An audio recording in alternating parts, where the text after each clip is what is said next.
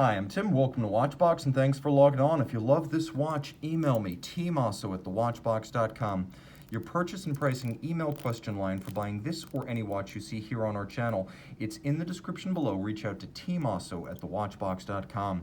Today we are discussing the IWC Aquatimer 2000, a watch built from 2009 to 2013, 44 millimeters in stainless steel. This is reference 3568-09, a timepiece that is comfortable but broad. It has a wrist presence without being a bully, so it doesn't feel like it wants to swallow your forearm. Even though my wrist is 16 centimeters in circumference, you can see this 44 millimeter diameter case wears pretty well. Now it's 14.2 millimeters thick, so it's actually thinner than I expected. And if you want to measure it from lug to lug, it has a span of 51.5 millimeters across the wrist. Now, taking a quick look at the hardware, it's pretty impressive, to be honest.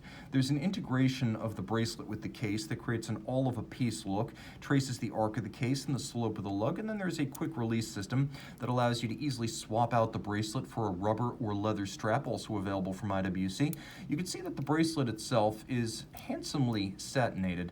It features primary and secondary link architectures, and as you can see, the only polishing is a little transitional bevel on the side. It's a highlight that's much appreciated, but the majority is satin finished for a muted upscale utilitarian look. You'll also appreciate that every link on each side, including the half link, is removable, and you simply press the release at the bottom and you push the bar straight through to size. So if you break a toothpick in half, you can actually size this using the fragments of your toothpick.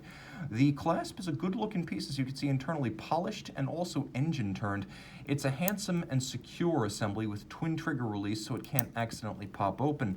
Now, if you're wondering how this system works, this is actually the quick release system that debuted with the Cartier Roadster back in the early 2000s, and it remains a wonderfully easy system to use, as you simply snap things into place and then you depress the trigger that releases and you snap them right back out. The bracelet's easy to fit, easy to remove, easy to swap, and the case is thoughtfully designed. As you can see, the lug profiles are strong. This isn't an integrated lug Seamaster or Submariner kind of look. This is a sharp break between the case band and the lug. You'll also note the use of unconventional vertical satin graining on the case flank and the lug flanks, with a transitional bevel and high polish, and then satin graining in a sort of circular fashion across the top of the lug hoods. The bezel has a deep knurling that makes it easy to grip. You can see it's alternately satinated and polished, and then there is no crown guard, as IWC has probably realistically assessed that a screw-down crown is all you need on a diver. Crown guards generally don't do much more than dig the wrists and frankly get in the way as you try to actuate the crown with wet, sweaty, or gloved hands. Now, it is a unidirectional rotating dive bezel. This isn't the later ratcheting safe dive system, but what it does have is a lovely 50 fathoms like sapphire cap over the fully loomed bezel. So the whole bezel is loomed and there's a sapphire cap on top of it, which means it's glossy, deep, and always bright. The entire bezel is illumined, so it's easy to reference at night, and then when you move inboard, you can see that the dial is a lovely white. It's not silver, it is truly white with black indices and blackened hands at center for high contrast.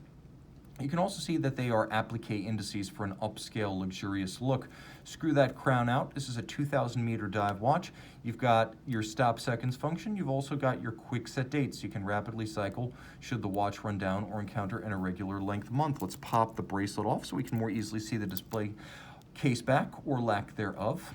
There is no display case back here, and there is a good solid reason for that, and it is because we're using an ETA 2892A2 in the highest grade of quality.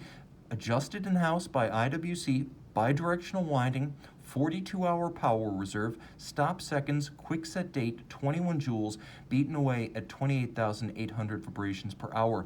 And although this watch was built in the era when IWC was no longer receiving a Bausch or knockdown kits of ETA movements, nevertheless, IWC always adjusted the movements in-house to meet chronometer grade timing before they shipped to dealers. So while it is not a COSC certified Swiss chronometer, rest assured it has that performance potential in its bones. This is a diver that can do it all. Email tmosso@thewatchbox.com for purchase and pricing details. I'm back with the Aquatimer. What a loom shot. Note the whole bezel is loomed and you can easily distinguish the pearl and the first 15 minutes along with the minute hand.